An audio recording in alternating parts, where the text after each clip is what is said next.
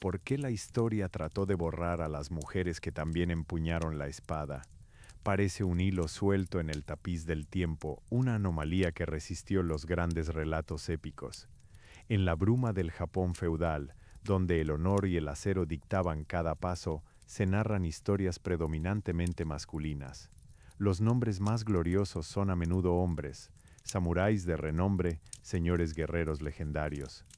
Pero detrás de esas crónicas doradas existió una realidad diferente. Mujeres que no solo esperaron tras los muros del castillo o tejieron el destino en silencio. Ellas también aprendieron el peso de la hoja y la disciplina feroz del combate. Es un capítulo silenciado por el viento, un eco sordo que busca ser escuchado en la quietud de la noche. Bienvenido de nuevo a Duerme en Japón. Por favor, ponte cómodo ahora mismo y permítete bajar las luces un poco más. Solo es necesario que tu mente se relaje con esta historia. Te invito a que nos acompañes este viaje nocturno, un relato contado con la máxima calma y el debido respeto. Si te apetece, déjanos en los comentarios de qué país eres ahora mismo, qué hora marca dónde estás, y si este vídeo lo escuchas mientras descansas o mientras realizas alguna otra actividad. Aquí encontrarás una pausa, una historia que respeta tu sueño. La memoria colectiva tiende a la simplicidad y el brillo de los grandes héroes masculinos. Es un patrón cultural tan antiguo como las propias crónicas que nos han llegado desde Japón feudal. Sin embargo, detrás del relato principal, el épico viaje del samurái o el shogun en ascenso, se esconde una red más compleja de vidas, roles y talentos. La existencia de las mujeres guerreras, la zona Bugeisha, es un hilo que ha sido constantemente tensado por la historia misma, un relato que en varios momentos prefirió pasar por alto sus pasos o minimizar su importancia. No fue un olvido total, sino más bien una relegación a los márgenes del panteón narrativo, donde lo extraordinario se confundió con la leyenda. Para comprender la magnitud de este posible olvido, es útil situarse en el contexto social y militar del Japón que conocemos. Un mundo estructurado jerárquicamente, donde las clases sociales definían el destino desde el nacimiento. Samurái, campesinos, artesanos y comerciantes. Dentro de esta estructura rígida, el espacio para la mujer estaba tradicionalmente delimitado por los roles domésticos o rituales. Su esfera de acción se consideraba confinada al ámbito privado del hogar, al cuidado del linaje y a la gestión emocional del clan. La guerra, por definición social y militar, era un dominio masculino. Pero la historia, particularmente en épocas de intensa turbulencia como los periodos Sengoku o las guerras civilizatorias que precedieron a la Pax Tokugawa, rara vez respeta las fronteras sociales. Cuando el orden se desmorona, cuando las grandes familias enfrentan amenazas existenciales, el concepto mismo de género y rol social comienza a fracturarse bajo la presión del acero y el miedo. En estos escenarios, la supervivencia pasa por cualquier medio, sin importar quién o qué género se esté involucrando. Las primeras evidencias que nos permiten teorizar sobre su existencia no provienen necesariamente de un tratado militar directo, sino de la observación de las necesidades humanas ante el caos. Si una fortaleza es asediada y los hombres caen o son derrotados, la defensa del núcleo familiar y del patrimonio pasa a ser una responsabilidad urgente. En ese vacío de poder, aquellas mujeres que poseían conocimientos marciales, ya sea transmitidos por sus madres, hermanas o maestras, se convertían en activos vitales. Su habilidad para manejar un arma, su conocimiento de las tácticas defensivas, dejaban de ser meros atributos y se convertían en herramientas de supervivencia. El estudio riguroso de estas figuras implica una lectura crítica de las fuentes históricas. Las crónicas, como el Heike Monogatari o los registros más tardíos de los clanes samurái, a menudo relatan estos eventos con un sesgo patriarcal inherente. Cuando mencionan a una guerrera notable, lo hacen quizás para destacar su excepcionalidad dentro del marco masculino, más que por su propia relevancia intrínseca al desarrollo histórico. El énfasis recae en la proeza individual, el acto heroico aislado, y no en el sistema de entrenamiento o apoyo colectivo que pudo haber permitido esa destreza. Esto nos lleva a un punto clave: distinguir lo documentado de lo exaltado. La leyenda tiene una función vital, mitificar el sufrimiento para hacerlo digerible y memorable. Las historias de mujeres guerreras son poderosísimas porque tocan fibras sensibles sobre la resistencia, el honor femenino en tiempos masculinos y la capacidad del espíritu humano para negarse a doblegarse ante el destino impuesto. Sin embargo, al excavar en estas narrativas populares es imperativo mantener un filtro académico. Hay evidencia arcaica o de otras fuentes como registros fiscales, documentos de compra-venta de armas o artefactos que corrobore su rol más allá del relato literario. La Ona Bugeisha no eran simplemente mujeres que lucían armaduras. Representaban una compleja intersección de roles. Eran guerreras por necesidad militar directa, sí, pero también pudieron haber sido guardias personales, kosho, sirvientas entrenadas para la defensa del señor feudal o incluso figuras semiprofesionales en ciertas estructuras de poder que requerían vigilancia constante.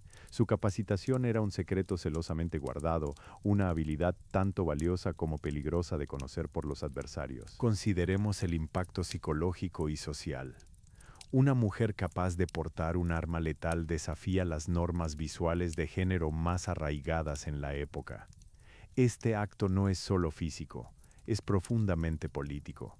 Declarar públicamente una habilidad marcial femenina era una declaración de fuerza que podía desestabilizar tanto al enemigo como a las estructuras sociales propias, requiriendo por ende un alto grado de discreción o, por el contrario, una notoriedad trágica. Por aquellos tiempos, la educación guerrera en Japón estaba altamente militarizada y masculina. Las artes marciales se enseñaban en dojos, lugares de práctica, donde el cuerpo era el primer texto y la disciplina, la ley suprema. Para las mujeres que accedían a este conocimiento, debía haber existido un circuito paralelo o secreto de enseñanza. Es posible que estas enseñanzas estuvieran vinculadas más estrechamente al ámbito de clanes poderosos, transmitidas en el seno de familias cuyo honor dependía de una defensa absoluta y total. Las armas empleadas eran diversas. Si bien la katana es universalmente asociada con la clase samurái, las mujeres también dominaron otras herramientas adaptadas a su perfil o al entorno donde operaban, desde jabalinas, que requerían fuerza en el lanzamiento, hasta armas contundentes más adecuadas para espacios confinados como los interiores de un castillo, y por supuesto el uso del arco y la flecha. La naginata, ese arma característica que veremos con mayor detalle en capítulos posteriores, es un ejemplo perfecto de esta adaptación de roles. Su diseño alargado permite un alcance considerable, ideal para defender formaciones o flanquear ataques desde una posición ligeramente elevada, como los muros interiores de una fortificación o el umbral de una casa señorial. Era una herramienta que exigía tanto fuerza física como una gran comprensión táctica del espacio y la distancia. Así, las guerreras olvidadas no eran figuras anacrónicas rescatadas para un espectáculo moderno. Eran profesionales en situaciones límite, personas cuya existencia desafiaba el guión social de su tiempo. Su historia nos recuerda que detrás de los títulos grandilocuentes hay una capa subterránea de habilidades y resiliencia femenina que fue fundamental, pero que la crónica principal se tomó la licencia de omitir o minimizar. Por lo tanto, cuando repasemos las crónicas o examinemos el arte arqueológico, debemos aplicar este filtro, no buscar únicamente al samurái en su apogeo más glorioso, sino también a la persona cuya historia es menos visible, pero que sin duda fue crucial para mantener vivo el latido de la comunidad bajo el yugo constante del conflicto. Su memoria merece ser escuchada con esta misma calma y profundidad, desenterrando los silencios que guardan tanto misterio como verdad histórica. El Japón feudal era inherentemente un crisol de conflictos constantes, un periodo marcado por el ascenso y la caída de clanes poderosos que se disputaban la supremacía territorial y política. Vivir en ese tiempo significaba convivir bajo una tensión permanente, donde la paz nunca era más que una pausa tensa entre estallidos de violencia organizada. Para las mujeres, esta realidad no representó simplemente un telón de fondo. Fue un factor determinante en su propia existencia y, por extensión, en el papel social que pudieron ejercer. El mundo de la guerra tenía reglas claras para los hombres: servicio militar, estrategia bélica y el manejo del acero como vocación principal. Pero cuando las líneas entre el hogar y el campo de batalla se volvieron indistintas, estas reglas comenzaron a flexionar hasta romperse. Históricamente, la mujer en la estructura social japonesa idealizada era la guardiana de los valores domésticos. Su valor radicaba en su capacidad para mantener la armonía familiar, y preservar el honor del clan desde dentro. El ámbito femenino estaba profundamente ligado a la esfera privada, la gestión de los bienes materiales, la crianza de los herederos y la administración discreta del castillo o finca señorial.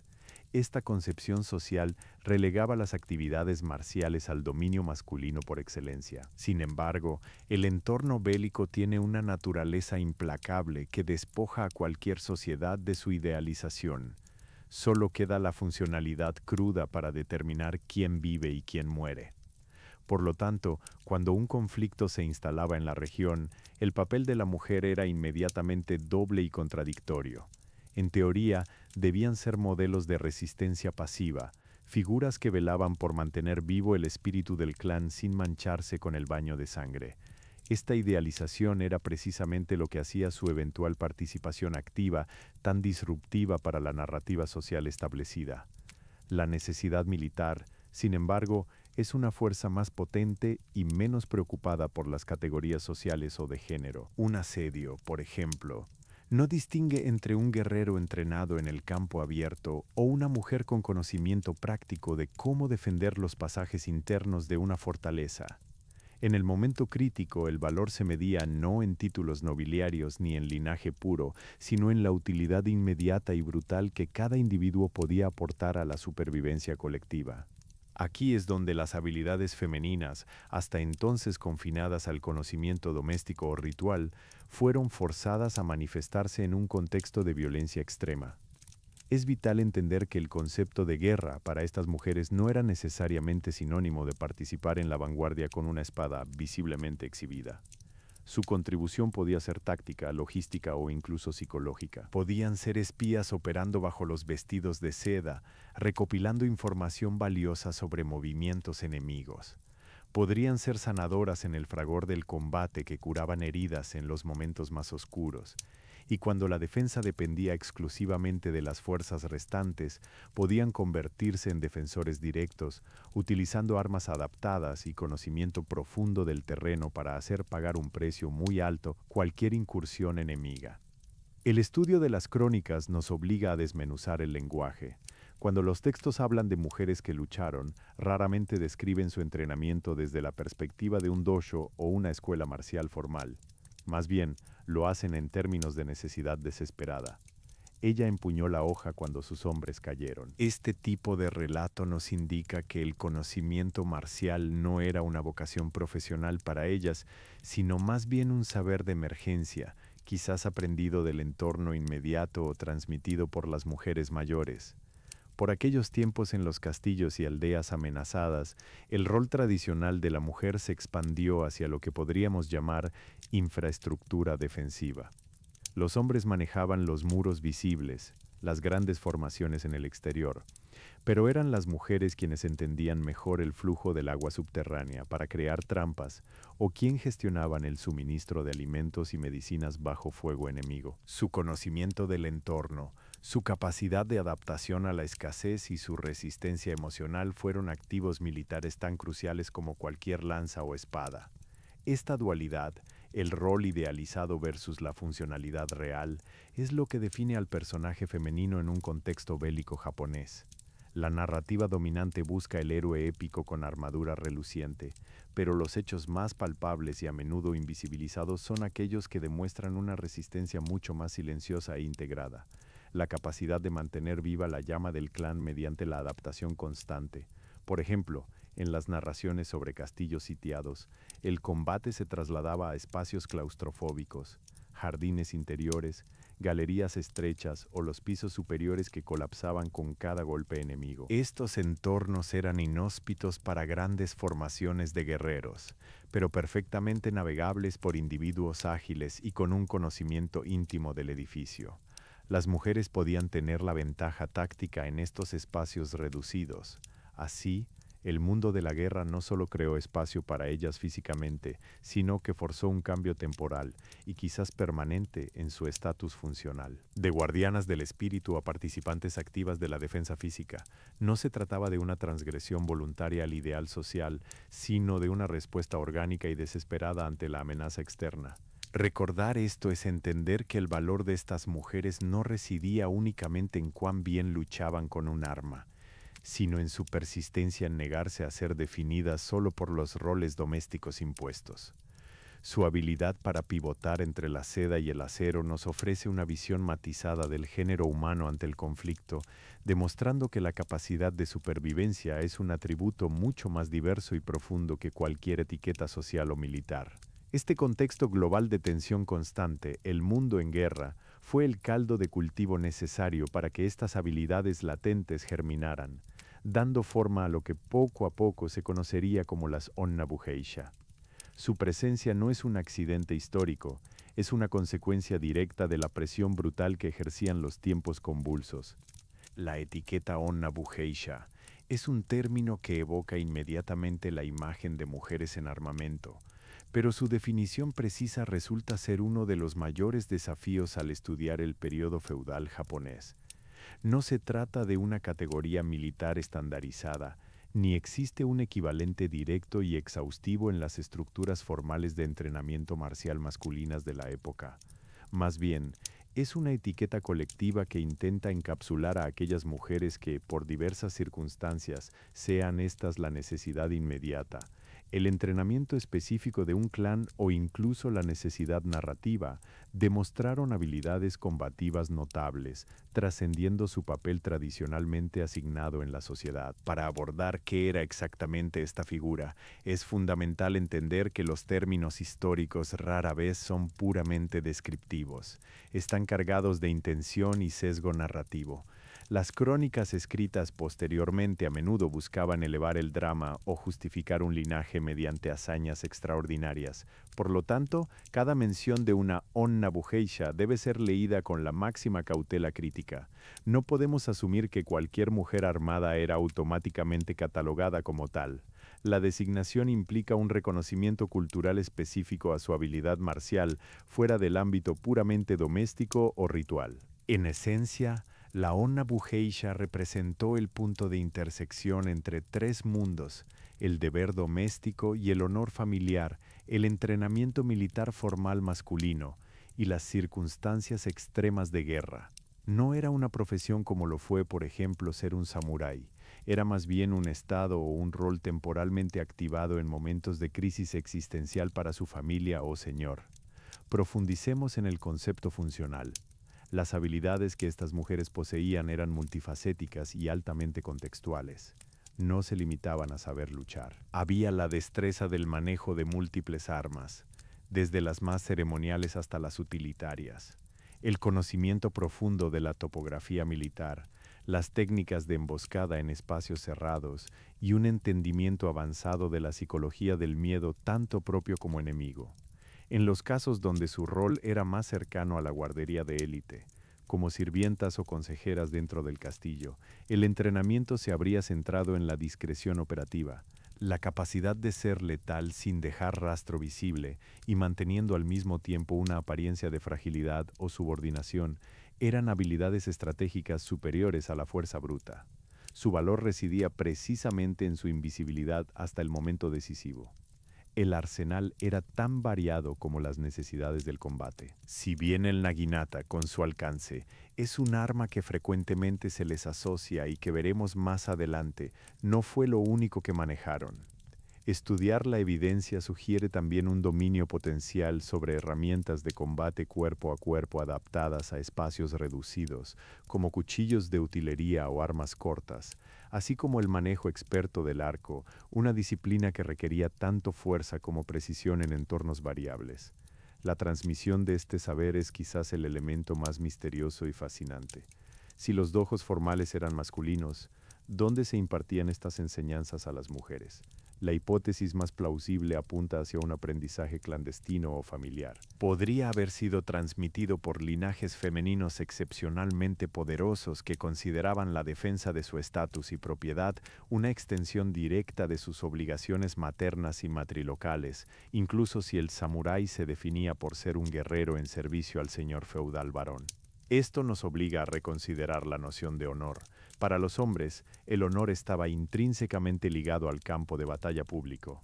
Para las mujeres que operaban en el ámbito militar, su honor podía estar más asociado con la preservación del nombre y la continuidad del linaje bajo cualquier circunstancia. El acto heroico femenino, por tanto, era un escudo para proteger algo intangible pero absolutamente esencial: la memoria y la identidad del grupo. Hay que distinguir muy claramente entre el mito fundacional, el relato exagerado de una figura única, como Tomoe Gosen, y la práctica histórica sostenida en varios clanes. El mito sirve para darle cuerpo a lo colectivo. Es un ejemplo sobresaliente que permite al público imaginar la posibilidad. Pero la realidad detrás del mito era una red más amplia de mujeres entrenadas en diversas disciplinas defensivas, cuyas habilidades se manifestaban bajo la presión continua y variada de los conflictos feudales japoneses. Además, su presencia cambiaba la dinámica psicológica del combate. Un oponente que sabe que el enemigo no está compuesto únicamente por hombres, sino también por individuos altamente capacitados en defensa a corta distancia y conocedores íntimos del entorno residencial, los corredores, las escaleras, los almacenes, enfrentará una amenaza multidimensional e impredecible. Este factor psicológico era su arma más potente, la sorpresa de encontrar una resistencia femenina organizada y letal donde solo se esperaban víctimas o recursos. En resumen, Onna Bugeisha no es un tipo de guerrera definitoria por el armamento, sino más bien por la capacidad demostrada para operar fuera del guión socialmente aceptado. Eran expertas en la supervivencia con conocimiento marcial adaptable. Su existencia fue una respuesta funcional a los periodos bélicos, un testimonio palpable de que la defensa de la civilización y el linaje no respeta las fronteras arbitrarias del género. Son, por lo tanto, mucho más complejas que la simple etiqueta, representan una resiliencia cultural profunda y silenciada que solo la arqueología de las crónicas puede empezar a vislumbrar. Si hay un símbolo recurrente y visualmente potente en las representaciones artísticas de las mujeres guerreras japonesas, es sin duda la naginata. Este arma no es solo una extensión del brazo, representa una compleja intersección entre funcionalidad militar, adaptación cultural y simbolismo narrativo. Su forma distintiva, que consta de un poste largo unido a una hoja curva o recta en el extremo, confiere a portadora un alcance excepcional en combate. Estudiar la naginata es adentrarse en cómo un objeto simple pudo convertirse en un elemento definitorio dentro del repertorio armado femenino en el Japón feudal. Desde una perspectiva técnica, la naginata fue concebida para ser utilizada con una gran amplitud de movimientos. Su longitud permitía mantener a distancia al oponente, lo que era crucial en los espacios confinados de los castillos o durante asedios donde un combate cuerpo a cuerpo directo podía ser inviable o extremadamente peligroso. El diseño está pensado tanto para la fuerza bruta como para la maniobrabilidad precisa. La hoja curva o kama naginata, cuando se refiere a una variación más pesada, permite cortes potentes, mientras que el asta de madera robusta absorbe y redirige gran parte del impacto recibido, protegiendo a su portadora en un entorno caótico. El uso de esta arma por parte de la Onna Bugeisha no fue un mero accesorio estético para aumentar la espectacularidad de sus hazañas. Fue una elección táctica que les otorgaba ventajas significativas sobre guerreros equipados únicamente con armas cortas o más limitadas en alcance. Mientras el samurái podía depender del choque directo y la velocidad del duelo a corta distancia, la portadora de naginata podía controlar el espacio, dictando la distancia de lucha desde su propio ritmo. Este control espacial es un aspecto fundamental que subraya su inteligencia táctica por encima de su fuerza física bruta. Históricamente, las primeras manifestaciones de este tipo de armas en Japón están ligadas a contextos militares tempranos. Su evolución paralela con otras armas japonesas muestra una adaptación constante a los cambios en la arquitectura militar y en las tácticas de combate. A diferencia de la katana, que es el arma emblemática del guerrero individual y el duelista, La naginata es un instrumento más ligado al combate de formación o al control territorial amplio, lo que se adaptaba perfectamente a las necesidades defensivas de los castillos sitiados. Es fundamental distinguir entre el uso militar genuino y su posterior canonización en el arte y la literatura. En muchas obras pictóricas posteriores, la naginata se convierte casi automáticamente en un símbolo femenino de fuerza formidable e imparable. Esta sobrerepresentación tiene una función narrativa: cristalizar la idea de que las mujeres guerreras eran tan letales como sus contrapartes masculinas. Sin embargo, al estudiar su mecánica y sus contextos de uso descritos por fuentes más sobrias, como los registros de movimientos de tropas o el inventario de armamento, se aprecia su utilidad práctica en situaciones muy específicas. El manejo efectivo de la naginata requiere un entrenamiento que va mucho más allá de simplemente blandirla con fuerza. Demanda una comprensión profunda de la física del movimiento, saber cuándo usar el peso del asta para desequilibrar al enemigo y cuándo usar la flexibilidad de la hoja para atacar puntos vulnerables. Los movimientos son coreografiados, desde barridos amplios diseñados para mantener a raya a varios oponentes simultáneamente, hasta estocadas precisas en ángulos difíciles de cubrir. Para las mujeres guerreras, portar esta arma también podría haber tenido implicaciones simbólicas con respecto a su identidad dentro del clan. Era un símbolo visible y poderoso de la capacidad defensiva femenina, una declaración silenciosa de que el linaje estaba cubierto por más que solo hombres. En tiempos donde los hombres podían caer en el campo de batalla, el hecho de que hubiera mujeres capaces de defender la estructura mediante este arma alargada reafirmaba la continuidad del poder familiar a través del género femenino. La conexión entre la naginata y la defensa doméstica es particularmente fuerte. Los castillos japoneses no eran simplemente estructuras defensivas, eran microcosmos autosuficientes donde convivía lo público con lo privado. La naginata, por su alcance, era ideal para patrullar los límites internos, para defender pasajes que podían ser sorprendidos desde varias direcciones, los patios interiores, las galerías conectadas, y para mantener el control sobre grupos de personas en un espacio reducido. Además, su manejo sugiere una relación con otras artes marciales femeninas hipotéticas. Si asumimos que existía un entrenamiento específico para ellas, este debería haber incorporado la necesidad de portar armas largas que fueran accesibles en vestimentas menos restrictivas que las armaduras pesadas masculinas. La naginata, siendo más larga y quizás más manejable con un equipo menos voluminoso, cumplía perfectamente esta función ergonómica y táctica. En conclusión, la naginata es mucho más que un accesorio de combate femenino, es una herramienta militar altamente sofisticada cuya adopción por la zona bugeisha fue una respuesta pragmática a las necesidades bélicas. Permitió a estas guerreras proyectar poder y controlar el espacio desde una distancia segura, mitigando su desventaja percibida en fuerza bruta frente a un enemigo de entrenamiento puramente masculino. Su dominio del arma no solo les otorgó eficacia militar, sino que también cimentó su mito como figuras de resistencia incuestionable dentro del imaginario colectivo japonés. Si los campos de batalla abiertos definían la estrategia militar a gran escala, el interior de un castillo o una casa señorial representaba un ecosistema defensivo completamente diferente y quizás más íntimo.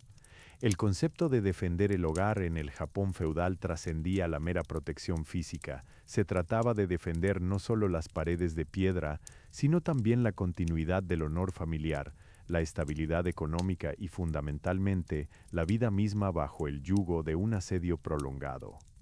Para las mujeres guerreras, este entorno doméstico se convirtió en su campo de entrenamiento más crucial y a menudo su escenario de lucha más brutal e invisible. El combate en los espacios cerrados presenta una serie de retos tácticos radicalmente diferentes a los de la línea de batalla abierta.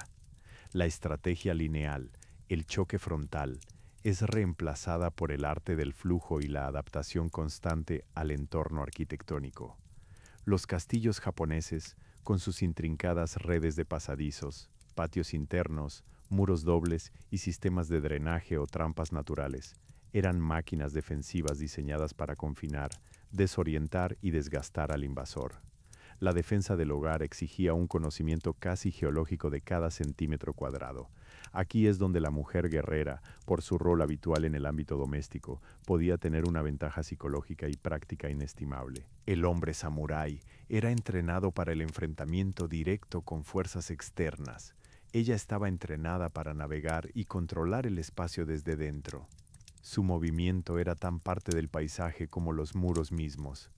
La defensa doméstica incorporaba tácticas que iban mucho más allá del mero intercambio de golpes. Incluía la gestión meticulosa de recursos. Saben dónde está el agua, cómo se puede redirigir un derrumbe parcial para crear una barrera temporal, o qué punto estructural es el más débil después de semanas de tensión. Estas habilidades no son necesariamente marciales en su origen, son de administración del riesgo y la comprensión profunda de la ingeniería civil aplicada a la defensa. Cuando las estructuras defensivas fallaban o cuando era inevitable que los enemigos lograran penetrar por algún punto ciego, el combate se trasladaba a lo íntimo, salas de recepción, dormitorios, jardines interiores y pasadizos secretos. En estos escenarios, armas como la naginata mantenían su utilidad por el alcance que proporcionaban para mantener a raya sin tener que confrontar directamente la masa enemiga en espacios angostos.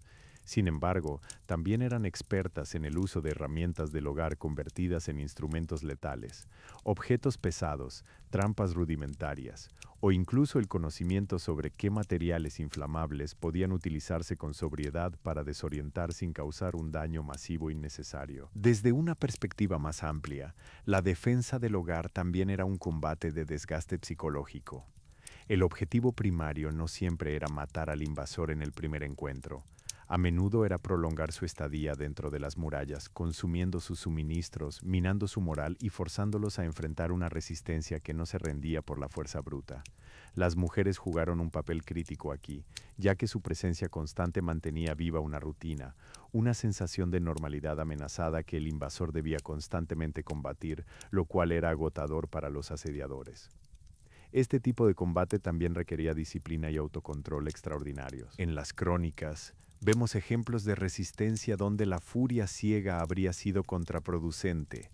Era necesario luchar con una calma aterradora, calculando cada paso en un entorno donde el riesgo de colapso o emboscada era máximo. La sobriedad emocional se convertía por necesidad en un arma tan afilada como cualquier hoja. Por aquellos tiempos, la formación de las Onna Bugeisha en este ámbito doméstico sugiere una evolución hacia la resistencia comunitaria organizada. No eran guerreras que actuaban solas, eran parte de un sistema defensivo donde cada persona tenía un rol específico. Alguien vigilaba el acceso principal, otro mantenía los suministros y otro, quizás, estaba listo para actuar como distracción o señuelo. Su fuerza colectiva era lo que hacía que la defensa del hogar fuera tan formidable e invencible en su momento más crítico. Además de la defensa militar directa, también existió una dimensión simbólica crucial: el control del espacio ritual. El jardín japonés, por ejemplo, no era solo un área estética, podía ser utilizado como punto de emboscada o como zona de reunión donde se podían llevar a cabo actos desesperados de desafío. Las mujeres, por su conexión intrínseca con los ritos y la gestión estética de estas propiedades, eran las guardianas expertas del significado simbólico de cada rincón del castillo. En conclusión, si bien el samurái dominaba narrativas sobre el combate en campo abierto o en duelo formal, la mujer guerrera encontraba su dominio táctico y estratégico dentro de los límites definidos por la arquitectura residencial. La defensa del hogar le enseñó a ser una combatiente más adaptable, discreta e integral, capaz de transformar un espacio aparentemente pacífico, una sala de estar, un jardín, en un complejo campo de batalla lleno de trampas naturales e históricas. Es el dominio donde su habilidad se hizo menos visible pero infinitamente más crucial para la supervivencia del clan. Cuando se habla de las mujeres guerreras japonesas, inevitablemente el nombre de Tomoe Gosen resuena con una fuerza casi mítica. Su figura no es simplemente otra adición al elenco histórico, es un arquetipo que ha sido moldeado por generaciones de narradores y artistas para representar la cumbre de lo femenino en el contexto bélico. Tratar sobre Tomoe Gosen implica por necesidad navegar entre la fría corriente del registro documental y la cálida pero envolvente marea de la leyenda épica.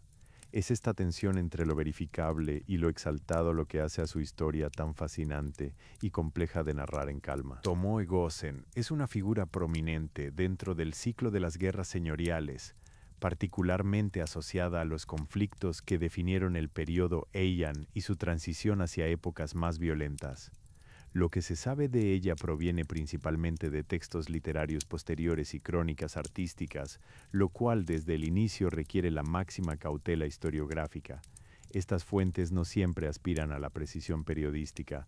Su objetivo primario es narrar un drama que mantenga vivo el recuerdo del honor, la lealtad y la resistencia ante la adversidad. Dicho esto, Tomoe Gosen se estableció en la memoria colectiva como una guerrera de altísimo calibre, asociada a clanes poderosos y conflictos decisivos. Su reputación no solo radicó en su capacidad para empuñar un arma, generalmente asociado con la naginata, sino en el contexto social y político en el que actuaba. Ella representaba la defensa del honor familiar de una manera visible y letal, sirviendo como un escudo físico para los intereses más preciados de su linaje. Para comprender su papel, es útil separarlo de la figura genérica de la Onna Bugeisha. Si las guerreras olvidadas eran el tejido funcional de la defensa comunitaria, Tomoe Gosen fue la manifestación épica y altamente visible de ese potencial. Su notoriedad permitió que su historia trascienda los límites del mero relato militar. Se convirtió en un símbolo cultural. La leyenda la sitúa en momentos de profunda convulsión política, obligando a las mujeres a asumir roles tradicionalmente vedados. Se la presenta como una figura dotada no solo de habilidades marciales extraordinarias, destrezas que desafiaban los patrones de género establecidos, sino también de una inteligencia estratégica notable y una lealtad férrea hacia su señor o familia. Su vida, según el relato popular, estuvo marcada por la constante necesidad de demostrar valía en un ambiente hostil y machista. Es crucial examinar las fuentes documentales para matizar este retrato legendario. Los historiadores modernos se esfuerzan por encontrar correlaciones entre los nombres y eventos narrados y los registros más fríos, transacciones de tierras, movimientos de tropas o decretos oficiales. Cuando estas crónicas no la mencionan directamente, sino que hablan de mujeres excepcionalmente hábiles en el combate defensivo sin nombrarla, se sugiere una posible realidad funcional detrás del mito fundacional. Su manejo del arma era un testimonio físico de su entrenamiento. El uso de armas largas y potentes como la naginata no solo requería fuerza física, exigía una coordinación corporal excepcional y una comprensión avanzada de las distancias relativas en combate. Su habilidad se percibía como algo casi sobrenatural, lo cual es el mecanismo narrativo perfecto para elevarla a la categoría de heroína inolvidable. Sin embargo, su figura también sirvió para cumplir un propósito social complejo. Al hacer suya la fama del guerrero masculino, Tomoe Gosen validaba indirectamente las habilidades defensivas femeninas dentro de la esfera del honor familiar. Su existencia como símbolo era una especie de válvula de escape narrativa. Permitía a la sociedad contemplar la fuerza femenina sin desestabilizar totalmente el orden social establecido por la primacía masculina en la guerra. Por aquellos tiempos que se vivieron en las cortes y en los castillos, la vida para estas mujeres guerreras no estaba libre de una profunda tragedia personal o emocional. El combate era un medio, nunca un fin. La meta final siempre giraba en torno a la supervivencia del clan, la preservación de los bienes materiales y el mantenimiento de la reputación familiar ante la historia. Esto implica que sus batallas eran tan emocionales como físicas. Cada golpe dado por su arma llevaba el peso del apellido, del patrimonio y del futuro de generaciones enteras. Su entrenamiento, si bien legendario en detalle, debió haber sido riguroso y multifacético. No solo se trataba de la técnica con una hoja, implicaba disciplina mental, conocimiento táctico del terreno, habilidades espía e incluso resiliencia psicológica para soportar el trauma continuo del conflicto. Este rigor era comparable al que recibían los hombres más entrenados, aunque su ámbito de aplicación estuviera delimitado por lo que se consideraba apropiado para una mujer dentro de la estructura social.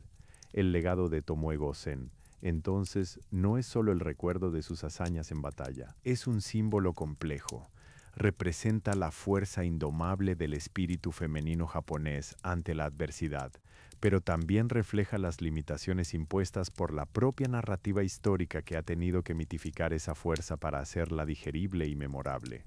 Al estudiar su figura con rigor académico, se obtiene una visión más rica.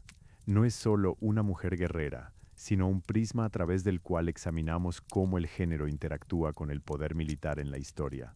Ella nos obliga a preguntarnos qué reglas sociales realmente estaban vigentes y cuáles eran las que se rompían bajo el peso de la supervivencia absoluta. Por lo tanto, su figura debe ser entendida como una convergencia, donde los hechos documentados sobre la defensa del patrimonio familiar chocaron con la necesidad cultural de crear héroes míticos para mantener viva la narrativa de un honor inquebrantable.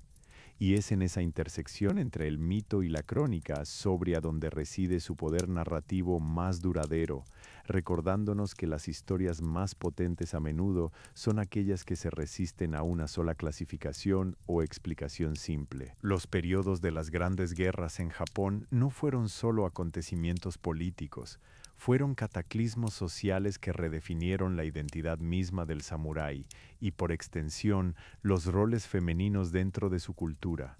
Entre estos ciclos de violencia turbulenta, las guerras Genpei 1180-1185 se erigen como uno de los puntos más álgidos y dramáticos en la historia que influyó directamente en el perfil de las mujeres guerreras.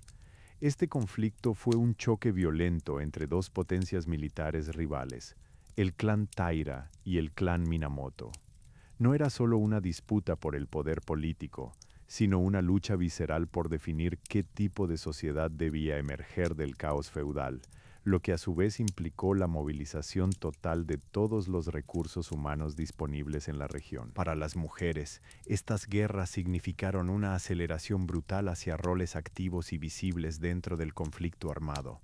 Si antes la participación femenina era relegada o contenida en el ámbito privado como un soporte logístico al honor masculino, durante Genpei se vieron forzadas a ocupar espacios tácticos que requerían tanto coraje físico como conocimiento estratégico avanzado. Sus vidas se entrelazaron con los grandes nombres de la historia militar japonesa, convirtiéndolas de espectadoras pasivas en participantes fundamentales, aunque históricamente marginalizadas en el relato oficial. El teatro de operaciones de Genpei fue vasto y variado.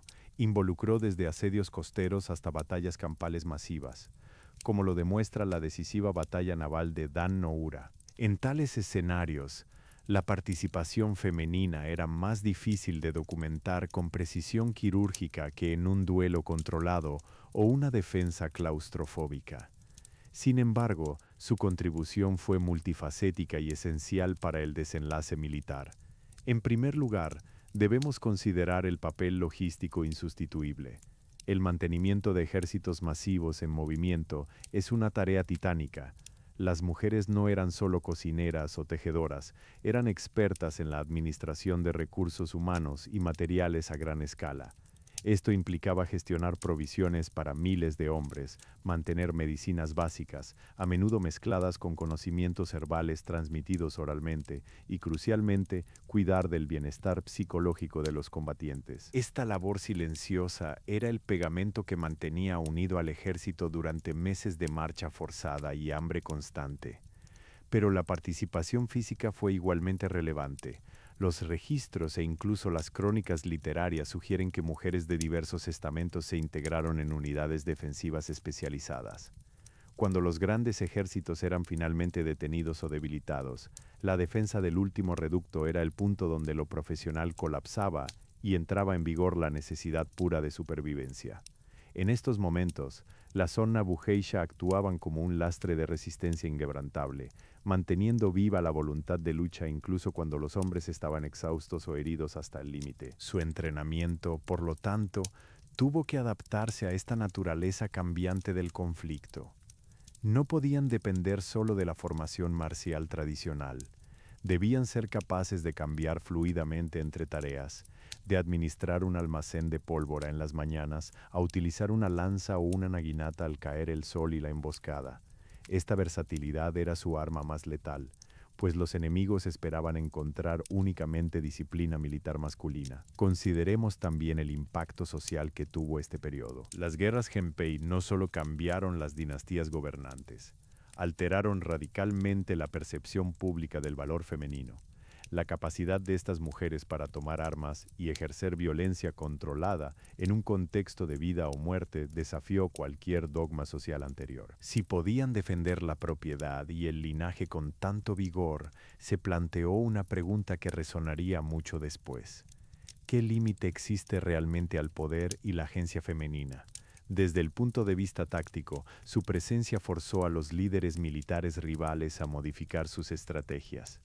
Ya no bastaba solo con atacar las formaciones frontales, era necesario considerar la defensa perimetral más allá de lo que se consideraba zona militar.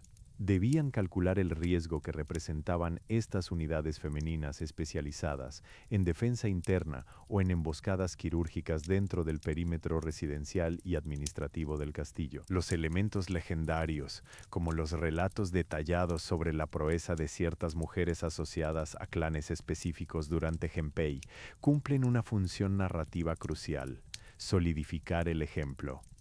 Estos cuentos actúan como manuales éticos y militares para las futuras generaciones de guerreros, recordando que incluso en un mundo dominado por hombres armados, había un componente femenino de resiliencia, igualmente letal e indispensable.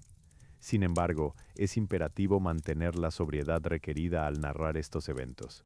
El enfoque debe estar siempre en el cómo y el por qué pudo ocurrir su participación más que en los detalles gráficos del combate. Su valor radica en la capacidad de la organización comunitaria para adaptarse a una crisis máxima, haciendo de las mujeres guerreras un componente vital e integrado en la maquinaria defensiva del Japón feudal durante uno de sus momentos más sangrientos y determinantes. En definitiva, las guerras Genpei sirvieron como el crisol que forjó gran parte de la mitología de estas mujeres. Demostraron a una escala masiva que el honor y la defensa no eran solo atributos masculinos, eran cualidades humanas universales que podían ser manifestadas por cualquiera, sin importar los roles sociales impuestos por el género. Este período monumental estableció un precedente, un testimonio violento del papel activo femenino en la conservación del orden social mediante el uso de la fuerza organizada. Cuando la historia decide elevar a una figura, inevitablemente el mito hace su trabajo para dotarla de un halo casi sobrehumano. En el caso de Tomoe Gosen, su figura se ha convertido en uno de los más poderosos ejemplos artísticos y literarios del género femenino guerrero japonés. Su leyenda no es simplemente un relato, es la materialización cultural de lo que una sociedad encuentra difícil de aceptar: la fuerza femenina letal y organizada dentro de las estructuras rígidas del poder samurái. Por lo tanto, narrar su historia requiere el mayor delicado equilibrio entre admiración narrativa y sobrio cuestionamiento académico. Es fundamental entender que gran parte de lo que se conoce sobre Tomoe Gosen proviene de textos literarios compuestos en épocas posteriores a los hechos que supuestamente narra. Estas crónicas, como ciertos fragmentos de la poesía o las sagas dramáticas, tenían un propósito más amplio que simplemente documentar batallas.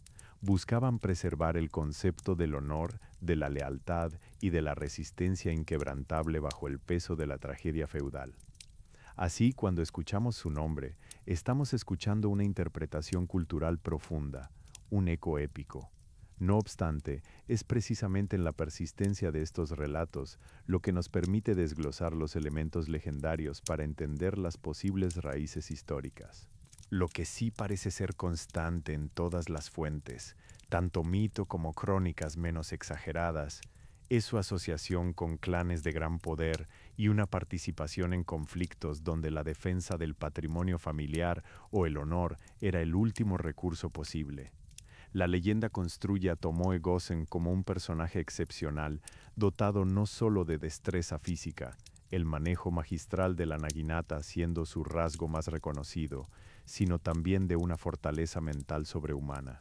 Se narra que en momentos donde los hombres cayeron o fueron superados por números abrumadores, ella se mantenía firme, utilizando el entorno, las armas y el conocimiento estratégico para asegurar la supervivencia del núcleo familiar. Este patrón es recurrente. Su fuerza no viene solo de sus músculos, sino de su comprensión profunda del valor intrínseco de lo que está defendiendo. El manejo de la naginata en su contexto legendario nunca es un mero desafío deportivo. Siempre está ligado a una necesidad táctica específica. En los asedios o las defensas domésticas, esta arma le permitía proyectar poder sin exponer su cuerpo a ataques frontales y masivos. Era el equilibrio perfecto entre la amenaza visible de la fuerza militar y la discreción requerida por el ámbito residencial del castillo. Podía operar en los pasillos estrechos o desde los balcones, manteniendo siempre una ventaja de alcance crítica contra un enemigo que estaba confinado por las mismas paredes que ella conocía también. Para analizar este personaje con rigor, debemos desmitificar su figura para encontrar la mujer real detrás del arquetipo. Si separamos al símbolo del contexto histórico, vemos a una clase de mujeres, las Onna Bugeisha, cuya función fue vital en los momentos de colapso militar. Tomoe Gosen podría haber sido el nombre que cristalizó las hazañas individuales de varias mujeres reales con roles similares, aquellas que estaban entrenadas para ser la última línea defensiva, el último bastión humano de un linaje amenazado. Su vida legendaria también está ligada a complejas dinámicas sociales. El personaje masculino del samurái se definía en términos públicos y militares. La mujer guerrera, aunque visiblemente combativa, estaba siempre operando en la intersección entre lo público, el campo de batalla, y lo privado, la defensa del hogar. Este tira y afloja es lo que genera su mitos.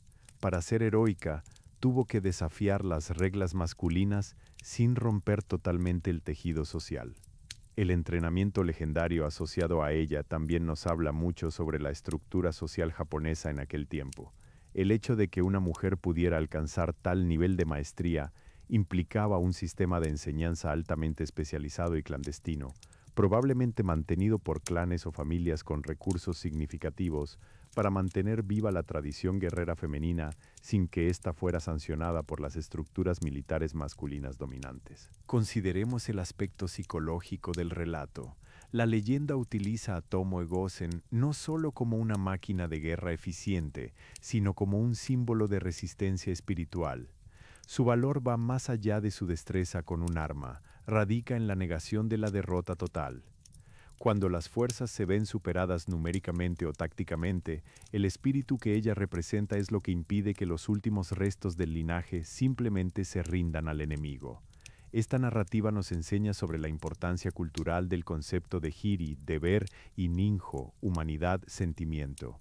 Para las mujeres en su posición, defender no era solo una cuestión de espada, era el cumplimiento supremo de un deber que trascendía la mera vida biológica. Era la defensa activa del honor colectivo, del linaje ante la aniquilación total. Por aquellos tiempos, la historia de Tomoe Gosen nos obliga a ser humildes historiadores. Debemos celebrar su leyenda como una poderosa herramienta para comprender el potencial humano en las crisis.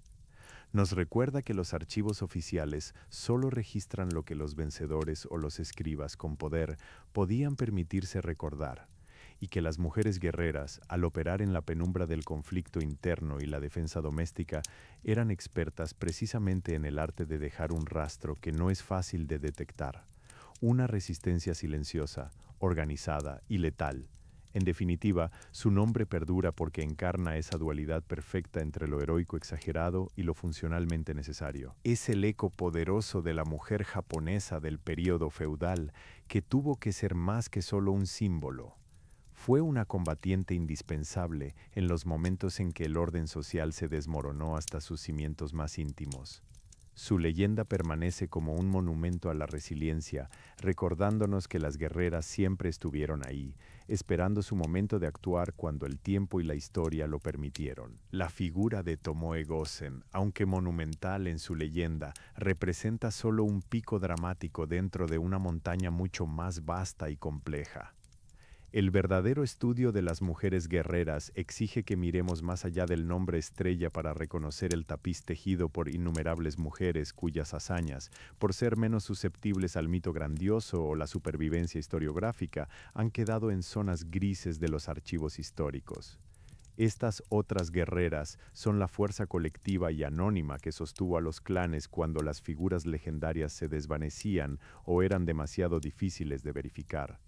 Ellas nos permiten comprender el funcionamiento sistémico de la resistencia femenina en el Japón feudal. Cuando hablamos de otras guerreras, estamos hablando de un espectro de habilidades tan diverso como el propio contexto geográfico y político del periodo. Algunas pudieron haber sido parte de estructuras semiprofesionales, sirviendo directamente al entrenamiento militar de clanes específicos. Otras fueron mujeres que, por la naturaleza de su nacimiento o su posición dentro de una familia noble, estaban intrínsecamente preparadas para asumir este rol en el momento crítico. Es importante notar que esta diversidad se manifiesta en diferentes tipos de competencia marcial. Algunas pudieron especializarse en artes más sutiles y estratégicas, como las disciplinas del combate a distancia o el conocimiento profundo de venenos naturales y sus usos medicinales, lo cual era vital tanto para la defensa como para el sabotaje enemigo sin dejar rastro visible. Otras, por su parte, se enfocaron en habilidades de confrontación directa, dominando el manejo de armas más contundentes o cuerpo a cuerpo, necesarias cuando el alcance del naginata no era viable debido al atasco de combate en pasillos estrechos. La evidencia sugiere que muchas de estas mujeres operaban dentro de un modelo de defensa comunitaria altamente cohesionado. No eran guerreras individuales con fama personal. Su valor residía en la funcionalidad del grupo, en el conocimiento compartido y en una disciplina colectiva forjada por la amenaza constante. Este tipo de organización requiere una jerarquía interna compleja, líderes tácticas, que podían ser mujeres, guardianas de conocimientos especializados, curanderas o espías, y combatientes activas que ejecutaban los planes coordinados. Por aquellos tiempos, la estructura social de estas otras guerreras era vital para entender su motivación. Su entrenamiento no necesariamente se pagaba con un estipendio militar. A menudo estaba ligado al mantenimiento del prestigio y la seguridad económica de sus familias. La capacidad marcial se convertía en una forma de seguro patrimonial. Si el señor feudal caía o si las tierras eran invadidas, ellas podían garantizar que los bienes y el linaje no serían saqueados sin resistencia, un valor económico intangible pero inmensurable para la supervivencia del clan. Desde la perspectiva arqueológica, aunque encontrar un arma claramente identificada como de una mujer guerrera es extremadamente difícil debido al sesgo de las excavaciones y el paso del tiempo, sí podemos identificar patrones en los hallazgos asociados a zonas de asentamiento fortificado. Estos incluyen herramientas especializadas que indican la capacidad de vivir autónomamente por largos periodos, o artefactos defensivos que sugieren entrenamiento táctico más allá de lo meramente civil. Su existencia también nos obliga a examinar las redes sociales y comerciales detrás del conflicto.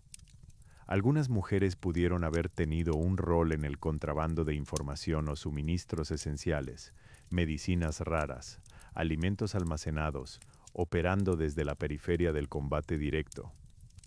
Esta labor era tan peligrosa como llevar una espada. Poner en riesgo su vida para mantener abierta una línea de suministro vital al castillo sitiado podía ser más crucial tácticamente que un ataque frontal exitoso. Las crónicas tardías a menudo combinan estos elementos, fusionando a la mujer guerrera con roles idealizados. Sin embargo, el rigor histórico nos pide separar. Existían las samuráis por nacimiento o adopción, el estatus social, y existía la habilidad de combate adquirida en función de la necesidad. Las mujeres que operaban fuera del gran relato son aquellas cuya habilidad fue reconocida funcionalmente más que nominalmente, es decir, eran valoradas por su utilidad en un momento crítico e inmediato. El estudio de estas figuras nos enseña sobre la naturaleza transgresora del género en tiempos de guerra. El concepto tradicional femenino estaba anclado en lo pasivo, recibir protección, gestionar el hogar y mantener la continuidad biológica. La emergencia de las Onna Bugeisha representa una ruptura dramática con esa pasividad forzada. No eligieron ser guerreras por vocación militar, un rol masculino, sino por la necesidad imperativa que les fue impuesta por la supervivencia del colectivo más íntimo, el clan. Esta dinámica nos permite entender mejor la fuerza de la resiliencia femenina en Japón. Su resistencia no era solo un acto físico, era una resistencia cultural y social contra las expectativas rígidas de su tiempo. Estaban forzando, mediante sus acciones letales y altamente disciplinadas, una renegociación del papel femenino dentro de la estructura de poder. En conclusión, las otras guerreras son el recordatorio constante de que la historia rara vez es lineal ni monocultural en su narrativa de poder. Son las guardianas de los detalles, las mujeres que gestionaron los almacenes mientras otros luchaban, las espías que reportaron movimientos enemigos desde el tejado, y las defensores silenciosas que se levantaron cuando el último hombre cayó, manteniendo la dignidad del clan hasta el amanecer. Su estudio colectivo es esencial para desmantelar la visión simplificada del guerrero masculino como única fuerza viable en tiempos de guerra, revelando un espectro de talentos igual de letales y vitales. El concepto tradicional de señora de un castillo en el Japón feudal era una imagen que se construía sobre pilares de prestigio social, gestión económica y cumplimiento de deberes rituales. Su esfera principal de acción, por definición, estaba confinada al ámbito doméstico y administrativo del gran señor o daimyo. Eran la personificación visible de la estabilidad y la continuidad del linaje. Sin embargo, dentro de un entorno tan complejo y militarizado como un castillo feudal, un verdadero ecosistema cerrado, el papel de estas mujeres era exponencialmente más profundo y tácticamente relevante de lo que las crónicas oficiales o los relatos populares solían admitir. Su posición les otorgaba no solo una influencia social ineludible, sino también un conjunto único de habilidades defensivas que eran cruciales en tiempos de crisis. El castillo, como estructura física y sociopolítica, era un organismo vivo cuya defensa requería la participación coordinada de todos sus ocupantes, sin excepción de estatus o género. Mientras los hombres se enfocaban en la defensa del perímetro externo, los fosos, las murallas altas visibles para el combate abierto, las señoras y mujeres nobles que habitaban dentro estaban a cargo de la defensa de lo más preciado: la infraestructura interna, los bienes culturales, el conocimiento estratégico y la vida misma. Su dominio era el espacio intermedio, los patios interiores, los corredores de conexión entre edificios, las cocinas masivas y los almacenes subterráneos. La administración del castillo requería un manejo experto de recursos que en sí mismo constituía una forma avanzada de estrategia militar. Una señora noble o la mujer más influyente en el círculo interno no era solo una supervisora, era en efecto la jefa logística. Estaba a cargo de mantener la dieta y el suministro de alimentos para cientos de personas durante meses de asedio, un cálculo que requería conocimientos avanzados de conservación, gestión agrícola, incluso dentro de los límites del castillo, y economía de subsistencia. El conocimiento de qué se podía racionar, cuándo y cuánto era una herramienta de poder tan decisiva como cualquier arma. Este rol logístico nos lleva a entender su papel en la defensa no violenta.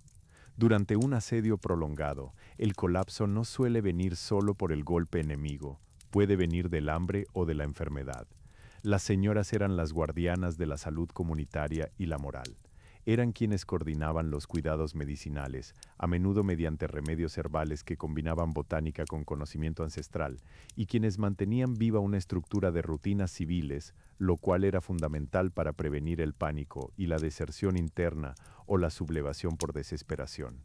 Aquí es donde las habilidades marciales se fusionan con las administrativas. Una señora del castillo no solo debía saber administrar los graneros, debía conocer los puntos ciegos defensivos de su propia residencia, saber cómo desviar flujos de agua para inutilizar un pasadizo o dónde encontrar trampas naturales en la arquitectura. Su entrenamiento era por lo tanto más parecido al de una arquitecta táctica y una administradora del riesgo que al de una guerrera entrenada solo para el filo de la espada. Si entrábamos en escenarios de combate directo, su conocimiento íntimo de los pasillos interiores se convertía en una ventaja casi insuperable. Los enemigos estaban acostumbrados a los espacios abiertos.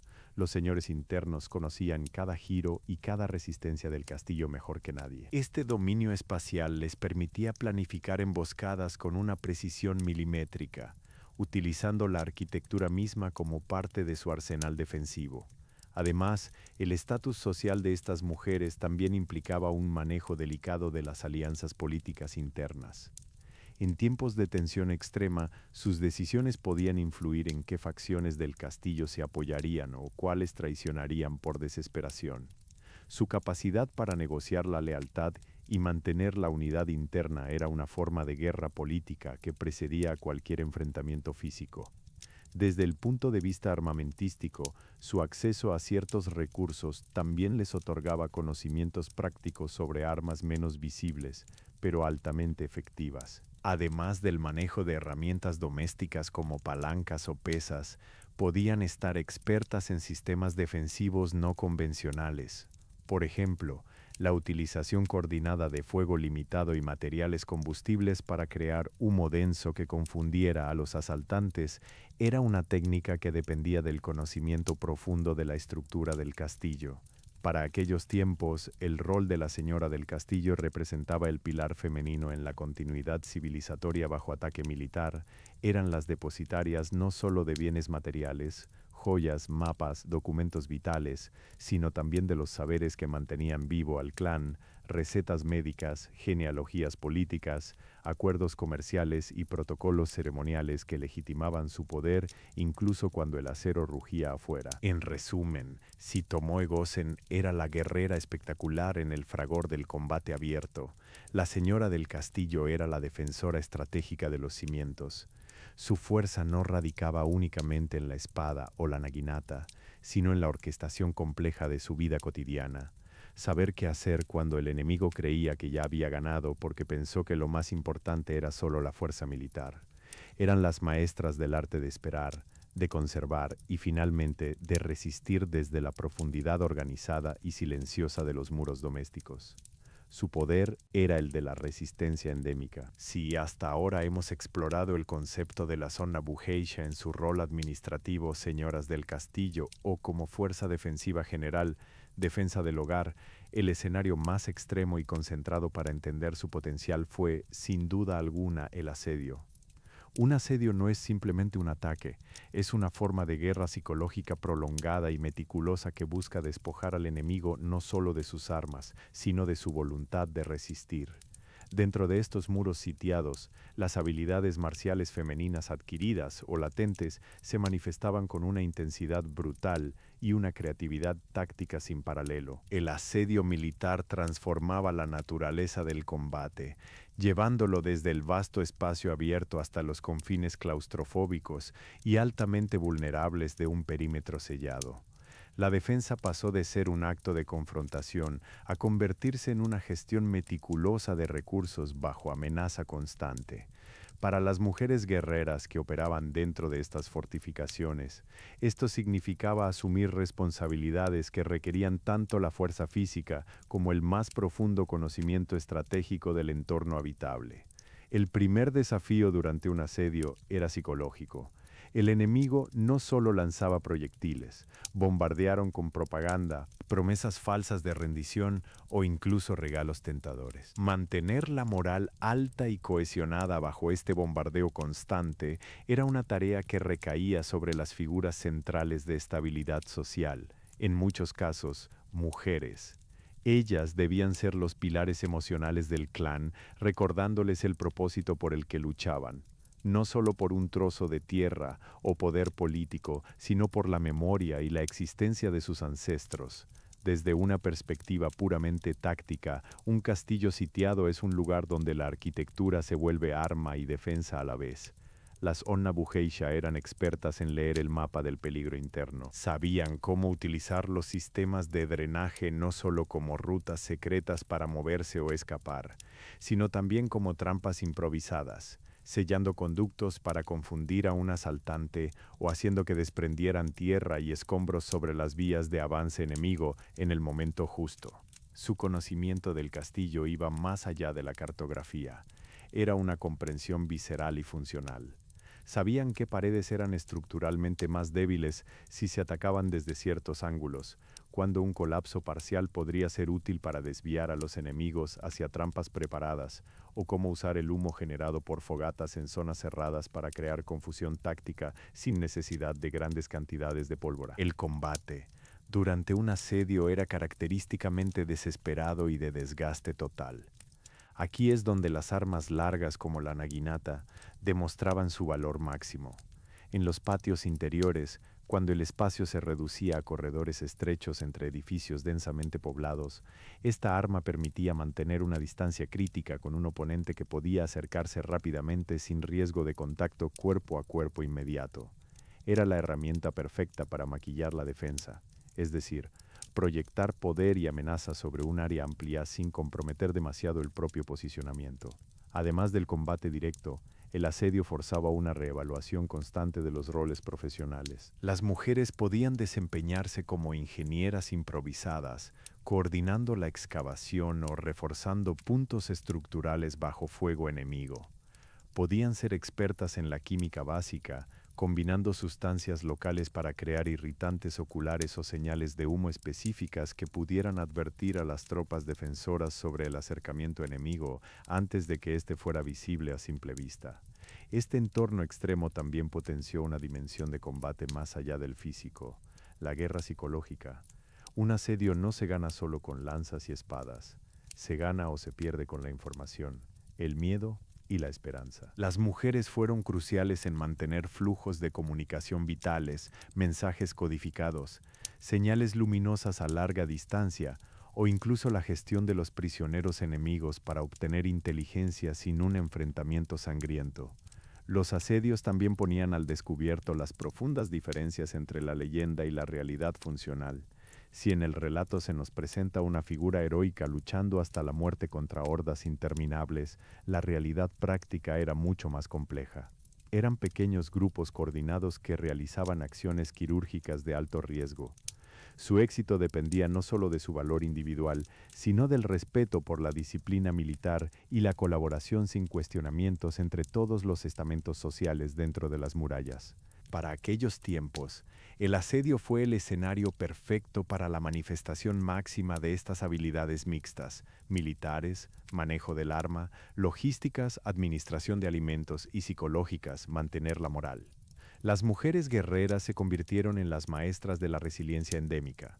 Su capacidad para operar eficazmente bajo la amenaza inminente, sin el lujo de un campo de batalla abierto, reafirma su papel como pilares fundamentales no solo de la defensa física, sino también del tejido social y moral que hacía viable resistir hasta el último momento.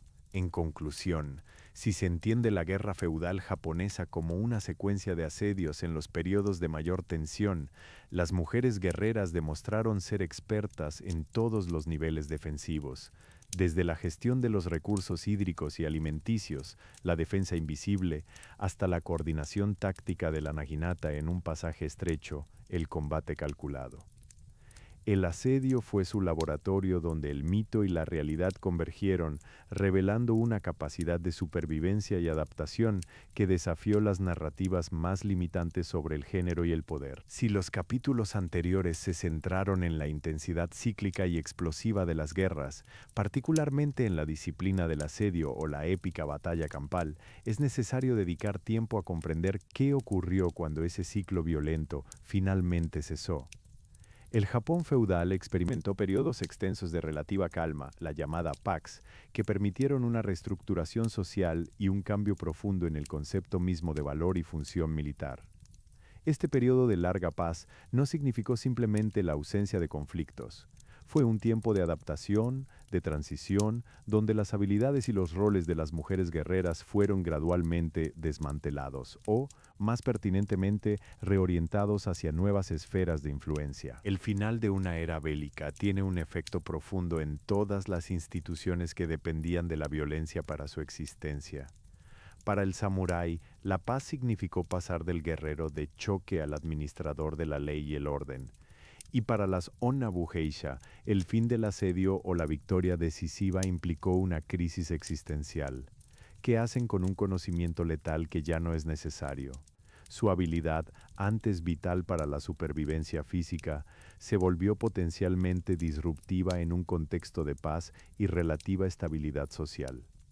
Este cambio forzó un proceso de desmilitarización gradual de su rol público. El valor marcial excepcional, tan celebrado durante los asedios y las grandes batallas, Era algo que la sociedad necesitaba relegar a la esfera del pasado para poder construir un futuro basado en el comercio, la burocracia civil o el florecimiento artístico. Era una transición de la supervivencia por el acero a la preservación por la cultura y el orden legal. El papel femenino tuvo que renegociarse colectivamente. Si antes eran vistas como guardianas físicas del linaje con las manos manchadas de sangre, ahora debían ser presentadas ante la sociedad como pilares de la estabilidad civil, enraizando sus habilidades marciales dentro de estructuras más aceptadas. El arte marcial ritualizado, bujutsu, la enseñanza académica o el servicio burocrático. Para las mujeres guerreras, esto significó una transición desde ser combatientes necesarias a convertirse en figuras de autoridad cultural. Su destreza pasó de ser un medio para alcanzar un fin físico, la victoria, a ser un atributo que confería respeto y prestigio dentro del sistema social civilizado. Aprendieron a canalizar su vigor hacia la enseñanza, el patrocinio artístico o la gestión avanzada de los asuntos nobles, donde su conocimiento estratégico seguía siendo invaluable, aunque bajo un disfraz más delicado. Sin embargo, este proceso no fue lineal ni sin tensiones. La memoria de lo que habían logrado en tiempos difíciles era demasiado potente para ser simplemente borrada. En muchas familias y clanes, la historia del coraje femenino se mantuvo viva a través de las artes, la poesía, el teatro o los poemas épicos, manteniendo vivo un recuerdo selectivo de su capacidad defensiva. Desde un punto de vista práctico, esta transición tuvo implicaciones en sus habilidades técnicas. Un samurái entrenado para el choque brutal del asedio debe adaptarse al entrenamiento más refinado y reglamentario necesario para mantener la disciplina sin causar daño colateral ni desestabilizar el orden civilizado.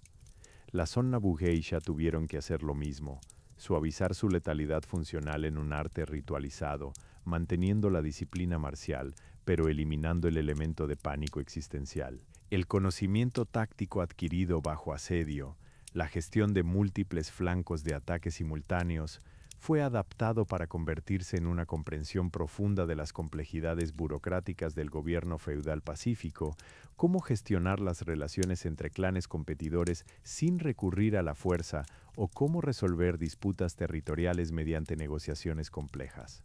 La estrategia defensiva se transformó en diplomacia preventiva. Por aquellos tiempos, este cambio de papel es un testimonio fascinante de la resiliencia cultural.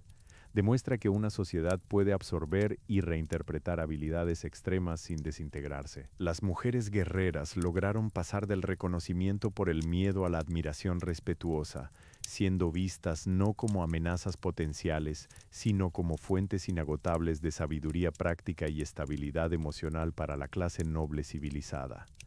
El legado más duradero de esta época es que se estableció un precedente. Cuando las estructuras sociales colapsan o son desafiadas, el papel funcional de las mujeres en defensa activa ya había sido demostrado de forma irrevocable.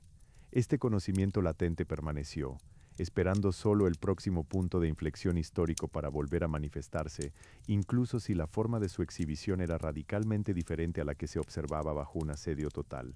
En conclusión, la larga paz no significó olvido, significó metamorfosis. Las Onna Geisha tuvieron que reinventar su valor. Pasaron de ser defensas por necesidad a ser guardianes del orden. Su habilidad para pivotar entre el acero y la seda es lo que define el éxito cultural de este periodo, consolidando un modelo de resiliencia femenina que puede adaptarse no solo al fuego enemigo, sino también al lento pero inexorable cambio del tiempo histórico. El mecanismo del olvido no es un fenómeno mágico o accidental, es en sí mismo una fuerza histórica activa. Es un proceso cultural y narrativo que opera en el tiempo, selectivamente editando los bordes de la memoria colectiva para construir una versión más manejable, más lineal y, crucialmente, más cómoda del pasado. Para la Onna Geisha, su historia se convirtió en este blanco perfecto. Eran figuras demasiado potentes, demasiado activas, y lo que es más difícil de aceptar por el relato dominante. Su memoria comenzó a deshilacharse lentamente, no por una pérdida repentina, sino por la acumulación de indiferencia narrativa. El olvido comienza cuando el interés funcional disminuye. En tiempos de guerra, su utilidad era absoluta. eran necesarias para ganar y para defender lo esencial. Tras periodos de paz prolongada y con los roles sociales reafirmados, la mujer noble en lo doméstico, el hombre guerrero en la vanguardia, sus habilidades marciales extraordinarias se volvieron un elemento superfluo o incluso incómodo dentro del marco civilizado que intentaban restaurar. Cuando una habilidad desafía el status quo de manera tan visible y poderosa, la tendencia natural de las generaciones posteriores es minimizar su importancia para evitar reabrir debates sociales demasiado complejos.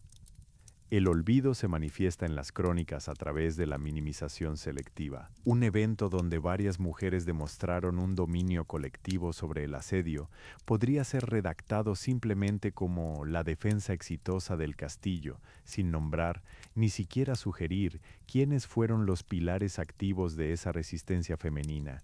La hazaña se convierte en una propiedad abstracta del clan o la comunidad, despersonalizando y difuminando la contribución individual y colectiva de las guerreras. Este proceso está intrínsecamente ligado al concepto de heroísmo masculino idealizado. El relato épico japonés, como lo sabemos, canoniza al samurái en su máximo apogeo. El caballero solitario que enfrenta a múltiples enemigos con una única voluntad férrea. La mujer guerrera, por muy competente que fuera, rompía este molde. Su entrenamiento era demasiado versátil, mezclando artes marciales de combate cuerpo a cuerpo y armas largas. Su ámbito de acción era demasiado mixto entre la sala de recepción y el foso, lo cual hacía que encajaran mal en las categorías binarias del género guerrero tradicionalmente establecidas. Para aquellos tiempos, estas mujeres se encontraron atrapadas entre dos mundos, el ideal romántico que las exageraba hasta convertirlas en mitos inalcanzables como Tomoe Gosen, y la crónica sobria que necesitaba relegarlas a notas al pie de página, donde su contribución era esencialmente funcional y por ello fácil de ignorar. El olvido también tiene un componente económico. Las historias grandilocuentes atraen patrocinio artístico, literario e incluso político. El relato del samurái épico es un producto comercial más directo para la creación de mitología nacional que el relato complejo de una red de mujeres resilientes cuyas habilidades se basaron en la gestión del riesgo y la adaptación constante. Es más fácil vender la imagen pulcra del duelo legendario que la complejidad operativa de una defensa comunitaria multidisciplinar. Sin embargo, hay grietas en esta narrativa monolítica. El olvido siempre es imperfecto porque la memoria persiste a través de canales no oficiales, el arte popular, las leyendas orales transmitidas entre generaciones y los registros menos académicos, como los inventarios personales o cartas privadas que sobreviven. Estos fragmentos rescatados son cruciales. Son los testimonios de artesanos, sirvientas de más bajo estatus social, o miembros de clanes secundarios, quienes recordaban detalles operativos sobre la resistencia femenina cuando las altas esferas sociales estaban demasiado ocupadas con el debate del poder formal. La pérdida de detalle en estas fuentes nos obliga a ser historiadores detectivescos, reconstruir no solo lo que sabemos, sino también los espacios vacíos y entender por qué esos espacios fueron dejados en blanco. ¿Fue porque el relato era tabú? ¿Porque la información estaba dispersa en múltiples clanes sin un punto de acopio central? La naturaleza del olvido opera como una fuerza correctiva.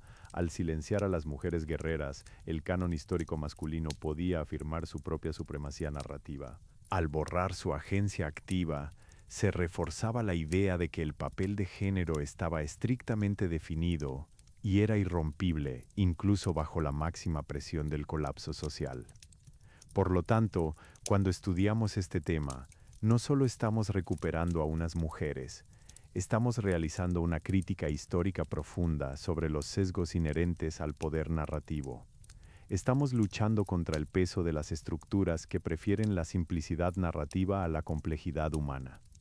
Reconocer el patrón del olvido es el primer paso para valorar genuinamente lo que se ha perdido y, por ende, darle un valor restaurador en la memoria contemporánea. En esencia, el olvido de estas guerreras nos enseña una lección sobre la permanencia. Las verdaderas huellas históricas no son las más grandes ni las mejor recordadas. Son a menudo aquellas que fueron tan funcionales y esenciales que se volvieron invisibles para aquellos que estaban cómodos con los roles preestablecidos. Su resistencia silenciosa, Su persistente recuerdo en los rincones olvidados de la cultura popular es el testimonio más elocuente contra la arbitrariedad del tiempo. El término samurái en sí mismo es quizás el más potente y a la vez el más ambiguo en todo el corpus histórico japonés. Hoy en día, cuando lo escuchamos, nos evoca inmediatamente una imagen muy precisa, esculpida por siglos de literatura y arte. Un guerrero de disciplina férrea, vestido con armaduras relucientes, portando la katana como extensión del alma. Esta es la versión más pulida y dramática, una imagen que funciona maravillosamente en el teatro o en el cine. Pero bajo este gran manto cultural se encuentra una realidad mucho más compleja, matizada e históricamente debatible. Al intentar desgranar qué significaba ser un samurái en su contexto original, debemos alejarnos del estereotipo occidentalizado de la espada y el duelo épico. Un samurái era, ante todo, una clase social o un estatus profesional que se basaba en el servicio militar a un señor feudal, daimyo, y en un código ético estrictamente definido, el Bushido. Este código no solo dictaba cómo luchar, sino también cómo vivir, cómo tratar a los subordinados y qué honor mantener incluso en la muerte. Cuando aplicamos este prisma de análisis al género femenino, las dificultades se multiplican exponencialmente. Podrían ser consideradas samuráis por definición. Históricamente, el título y el rol principal eran masculinos.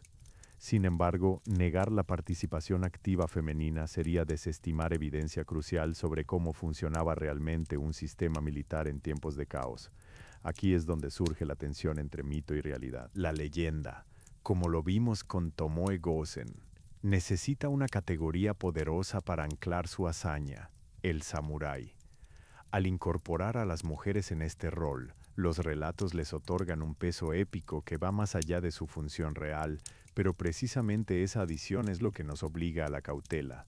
Los mitos son necesarios para mantener vivo el ideal de honor, pero deben ser tratados como tales, narrativas poderosas, pero no necesariamente registros factuales exactos. La realidad histórica, en cambio, revela un espectro mucho más amplio. Las mujeres podían ocupar roles definitorios que eran crucialmente militares sin requerir formalmente el título de samurái.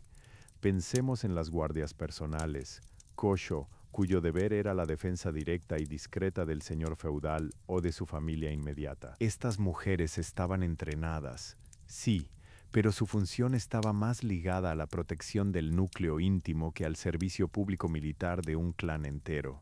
Eran guerreras por proximidad, no necesariamente por vocación pública.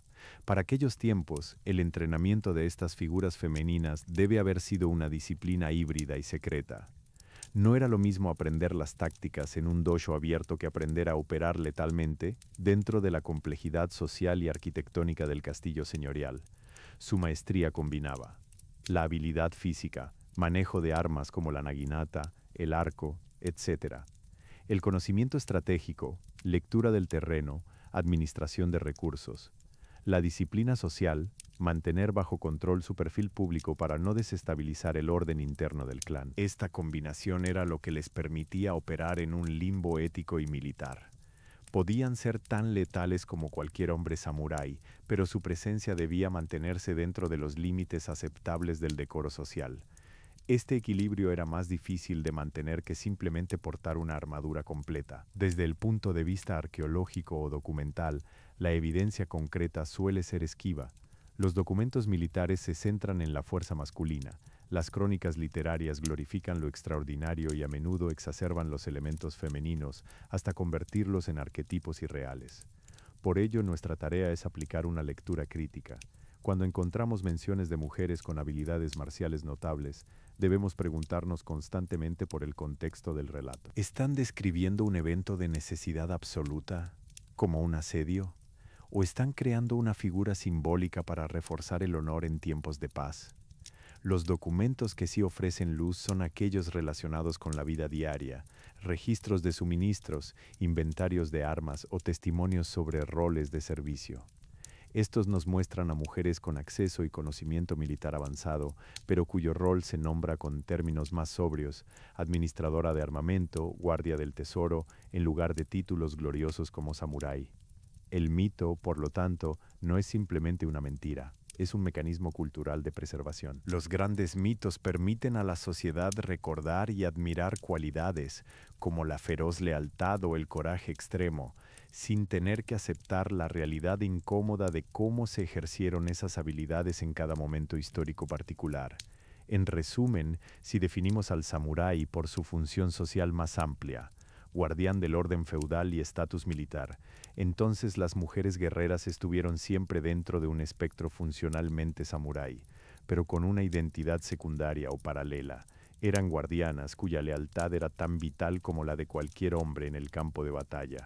Su historia nos desafía a ver más allá del título y a reconocer la complejidad intrínseca del poder humano cuando se enfrenta al colapso social. Por ello, debemos tratar su legado no como una simple adición femenina a un relato masculino preexistente, sino como un sistema de fuerza defensiva en sí mismo, un pilar complementario que garantizaba la continuidad y el honor desde el corazón palpitante del castillo, donde las espadas nunca eran lo único que definía el poder. El historiador es, por naturaleza, un arqueólogo de la palabra escrita. Nuestro trabajo con el tema de las Onna Bugeisha nos sitúa directamente en esta labor: excavar no solo en los sedimentos físicos de los castillos, sino también en el denso y a menudo sesgado material de las crónicas escritas. ¿Dónde exactamente se esconden sus huellas? No podemos esperar encontrarlas bajo un encabezado claro que diga «mujeres guerreras».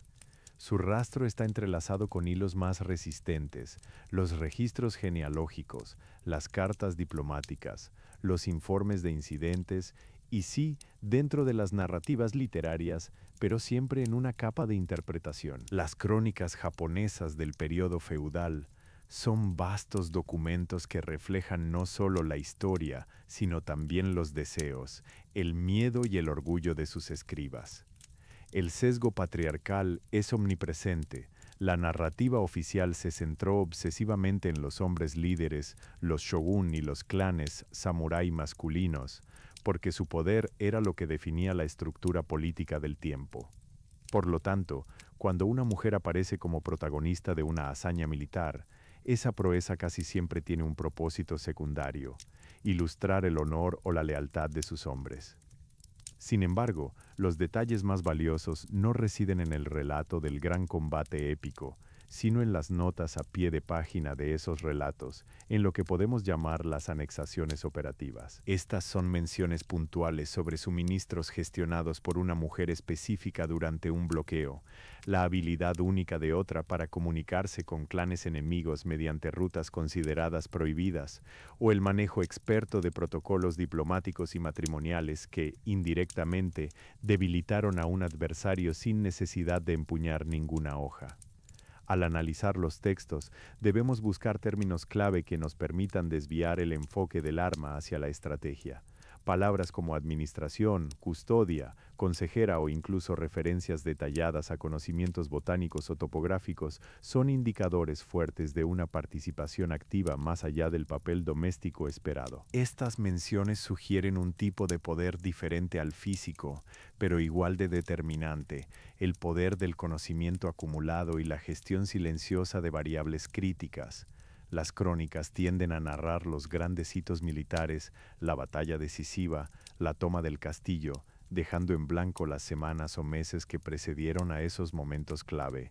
Y es precisamente en ese tiempo intersticial, el periodo de tensión creciente, el asedio previo al choque, donde las Onna Bugeisha ejercían su función más crítica: mantener vivo al sistema hasta que los hombres pudieran actuar con éxito. Su papel era el del mantenimiento estratégico a nivel humano y logístico. Un ejemplo notable es la descripción de las provisiones. Un registro detallado sobre cómo se racionaban los alimentos o cómo se preservaba el grano en condiciones húmedas y peligrosas no solo habla de cocina, habla de ingeniería alimentaria aplicada al campo de batalla, una habilidad crucial que requeriría un conocimiento profundo y organizado, a menudo delegado a las mujeres encargadas de la despensa. La supervivencia del clan dependía de su capacidad para gestionar el hambre antes de que el enemigo pudiera causar estragos con sus propios bombardeos o tácticas de inanición forzada. Las fuentes más ricas en detalles sobre estas mujeres suelen ser, paradójicamente, las menos militares. Son los registros de la cultura material. Los inventarios de propiedades confiscadas después de un conflicto nos pueden decir qué tipos de armas se encontraban guardadas en el castillo y quiénes eran los custodios registrados. Aunque esto puede estar sesgado por quienes hicieron o no el botín, o bien los textos que detallan rituales funerarios para figuras prominentes donde su acompañamiento militar era excepcionalmente visible. Sin embargo, esta evidencia dispersa nos presenta un desafío metodológico constante. ¿Cómo reconstruimos una narrativa de la acción colectiva a partir de fragmentos aislados y temáticamente distintos? Debemos aceptar que las crónicas no son documentos objetivos, son construcciones narrativas impulsadas por el propósito social del escritor. Cuando leemos sobre ellas, estamos leyendo un diálogo entre lo real, lo funcional y lo idealizado, el mito. Los historiadores tienen la tarea de leer entre líneas, donde una crónica menciona la resistencia admirable, pero no nombra a nadie o solo hace referencia genérica al esfuerzo colectivo femenino. Ahí reside nuestra primera pista. Es el espacio vacío el que debemos llenar con rigor académico, apoyándonos en la lógica del sistema feudal y las limitaciones logísticas. En conclusión, las huellas de estas guerreras son un testimonio de la tenacidad de la memoria histórica. No están plasmadas como conquistadores en los grandes mapas de batalla, sino como arterias vitales que aseguraron el flujo sanguíneo a través de las venas del poder feudal. Son recordaciones de que la guerra no solo se libra con lanzas, también se libra con cuentas, granos secos, conocimientos secretos y una disciplina emocional mantenida viva por generaciones en silencio, esperando su momento para ser rescatadas de los márgenes olvidados de las grandes crónicas. Cuando la palabra escrita, como hemos visto, es un campo de batalla narrativo lleno de sesgos y omisiones, el silencio físico se convierte en nuestra mejor herramienta.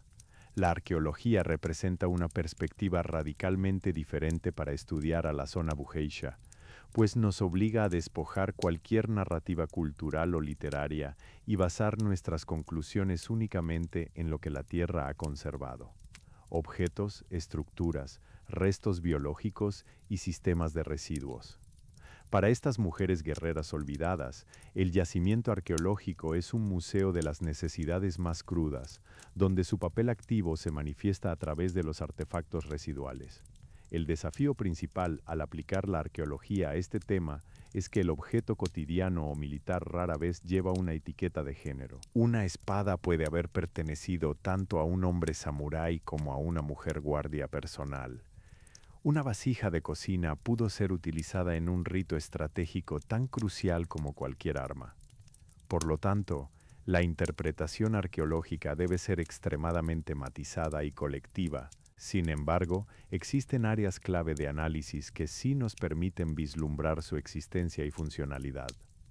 Primero, el estudio de los complejos sistemas defensivos de los castillos, El diseño arquitectónico en sí mismo habla de una conciencia táctica avanzada. Los pasadizos estrechos, las trampas naturales o la ubicación precisa de puntos ciegos no eran meros detalles estéticos. Eran elementos diseñados para ser defendidos y explotados a su máxima capacidad por cualquier cuerpo que pudiera moverse con agilidad dentro de ellos. Y aquí es donde la destreza física femenina en entornos reducidos puede haber sido determinante. En segundo lugar, los análisis de residuos orgánicos son vitales. Más allá de la cerámica o el metal, el estudio de restos vegetales, huesos y restos biológicos proporciona una visión directa de la subsistencia diaria del castillo durante un asedio. El descubrimiento de patrones de cocina que requieren habilidades avanzadas en el procesamiento de alimentos, como técnicas específicas de conservación o la mezcla compleja de medicinales, apunta a roles especializados tradicionalmente asociados con las mujeres encargadas de la logística vital. Estas prácticas no son solo domésticas, son componentes del mantenimiento de la capacidad combativa del ejército. En tercer lugar, y quizás lo más fascinante para nuestro tema, es el estudio de los pequeños artefactos personales en contextos bélicos o funerarios. El descubrimiento de herramientas específicas que combinan un uso utilitario con un potencial arma. Un cuchillo muy bien forjado, un trozo de seda resistente para atar como cuerda o vendaje, sugiere la polifuncionalidad de su equipamiento. Estos objetos hablan de una mente práctica que veía las limitaciones del espacio y los materiales a mano no como obstáculos, sino como recursos tácticos disponibles. La arqueología nos fuerza a cambiar nuestro foco de la acción heroica, el gran combate visible, a la resiliencia operativa, la capacidad de mantener el funcionamiento en condiciones extremas. Las mujeres guerreras se ven aquí como gestoras del sistema de soporte vital. Sin su gestión silenciosa, los grandes actos militares simplemente hubieran colapsado por desnutrición o enfermedad. Desde esta óptica, las habilidades marciales femeninas no son un mero añadido a la defensa. Son una capa funcional que opera sobre la infraestructura civil y logística del castillo. Si el samurái era la fuerza de impacto, el golpe visible, la Onna Bugeisha arqueológica es la energía subterránea, la gestión invisible, que permite que esa fuerza impactante sea sostenible en el tiempo. Para aquellos tiempos, los hallazgos arqueológicos también nos ayudan a cuestionar la propia noción de guerra. Un asedio no era solo un evento militar, era una crisis total del sistema social. Y las mujeres, por su conexión con lo doméstico y lo ceremonial, estaban en la posición única de ser tanto guardianas de los bienes materiales como custodias de las tradiciones inmateriales que daban sentido a la lucha, el ritual, el linaje, el honor cultural. En conclusión, la arqueología actúa como nuestro mejor correctivo ante los excesos del mito y las omisiones de las crónicas. Nos recuerda que la prueba más sólida de una función vital es su materialización en un yacimiento o en patrones de vida sostenibles. Las Onna Bugeisha son recordadas aquí no por el brillo de sus hazañas, sino por la funcionalidad impecable de su existencia. Eran expertas en vivir y defenderse dentro de los límites más pequeños y vulnerables del mundo humano. Son las arquitectas invisibles de la supervivencia. Llegamos al último capítulo, un momento para hacer una pausa reflexiva con la historia y simplemente escuchar. Si hemos recorrido el vasto paisaje del Japón feudal, desde la tensión constante de los asedios hasta la calma forzosa de los periodos de paz, es hora de confrontar lo que esta narrativa tan compleja ha significado en retrospectiva. El legado de las Onna Bugeisha no puede resumirse en una sola batalla o un único nombre legendario. Su herencia es difusa, tejida en la fibra misma del carácter cultural japonés y en la comprensión profunda de la resiliencia humana. Este legado opera en varios niveles interconectados: el social, el artístico, el práctico y, sobre todo, el psicológico. A nivel social, lo más evidente es el desafío constante al dogma de género. Al demostrar que la habilidad marcial podía ser una manifestación femenina tan letal como cualquier otra, estas mujeres forzaron, en los momentos cruciales del colapso, un debate incómodo y necesario sobre las limitaciones artificiales impuestas por el género. Su mera existencia activa cuestionó el principio fundamental de que ciertas capacidades eran exclusivamente masculinas, sembrando una semilla de agencia femenina en la conciencia cultural que perdura hasta hoy. A nivel artístico y literario, su figura ha trascendido lo meramente histórico para convertirse en un arquetipo de resistencia. El mito no es simplemente entretenimiento. Es un depósito de valores morales complejos: el honor ante la adversidad imposible, la lealtad incondicional al linaje por encima del individuo y la capacidad de transformar la tragedia personal en un acto de fuerza colectiva. Al ser canonizadas como símbolos de coraje, han ayudado a que el concepto de valor en Japón sea visto no solo como una virtud guerrera activa, sino también como una cualidad interna, profunda e inextinguible que puede manifestarse bajo cualquier circunstancia. Pero es quizás en su legado práctico donde reside la lección más sobria y duradera. Las Onna Bugeisha nos enseñaron sobre la importancia de la adaptabilidad extrema. Su utilidad no residía solo en el manejo perfecto de un arma, radicaba en su capacidad para pasar fluidamente entre roles, ser expertas administradoras en los días de calma, espías discretas en la noche y defensores feroces cuando todo colapsaba. Este conocimiento, la habilidad de pivotar sin perder eficiencia ni propósito, es quizás el legado más valioso que dejaron a las comunidades subsiguientes. Desde una perspectiva de memoria histórica, su existencia nos obliga a desarrollar lo que podríamos llamar un ojo arqueológico de la diversidad. Nos enseña que no debemos aceptar la primera o la narrativa más llamativa explicación de un evento. Debemos desconfiar del relato único y buscar el patrón, las habilidades transversales, los recursos logísticos compartidos y las interacciones que operan en los márgenes visibles. Son recordatorios permanentes de que la historia real siempre es mucho más densa, matizada y colectiva que cualquier crónica que pretenda resumirla en un solo capítulo épico. El legado también está anclado en el respeto por lo invisible. Han puesto en valor las contribuciones silenciosas. La mujer que sabe leer los movimientos de un enemigo observando cómo se comportan sus caballos, o la mujer que puede mantener vivo un grupo humano con poco más que racionamiento y moral elevada. Estas son habilidades blandas en términos militares, pero de impacto estratégico absoluto. El saber hacer, el saber convivir bajo tensión. Para aquellos tiempos en los que las grandes guerras cayeron y el poder se civilizó lentamente, este legado fue crucial para la estabilidad. Demostró a las élites que el mantenimiento del orden no podía depender únicamente de la fuerza militar bruta. Necesitaba un andamiaje social, administrativo y emocional sostenido por todos sus miembros, incluyendo aquellas figuras cuyo talento era más discreto y menos proclive al brillo del acero público. Y aquí es donde debemos hacer una pausa final y reflexionar sobre el presente. Su historia nos llama a honrar no solo las grandes victorias documentadas en los mapas, sino también la tenacidad de quienes hicieron posible la rutina bajo el fuego. Los que cuidaron el suministro, los que mantuvieron viva la cultura, los que negaron rendirse emocionalmente cuando ya era físicamente imposible. En última instancia, el legado de las guerreras olvidadas es un recordatorio complejo y hermoso sobre lo que significa ser una sociedad resistente. No se trata solo de quién tiene el arma más grande o el título más prestigioso, sino de cuán profundamente interconectadas están todas las habilidades, todos los roles y todo el conocimiento. Su historia nos enseña a ver la fortaleza en la sinergia silenciosa del colectivo femenino que se negó, por voluntad propia e inherente, a desaparecer con la caída de sus estructuras sociales. Y ahora, mientras estas palabras llegan al final de su recorrido nocturno, queremos agradecerte por haber compartido este viaje con nosotros. Esperamos que esta historia te haya traído consigo un profundo sentido de calma y reflexión. Descansa ahora mismo sabiendo el peso y la complejidad de las historias que habitan en los márgenes del tiempo. Si este relato te ha acompañado hasta aquí, cuéntanos en los comentarios de qué país nos escuchas desde esta noche mágica y qué hora marca donde estás tú. Duerme bien, y si deseas seguir acompañando nuestra travesía por la historia dormida, recuerda suscribirte al canal para que el silencio continúe con nuevas historias.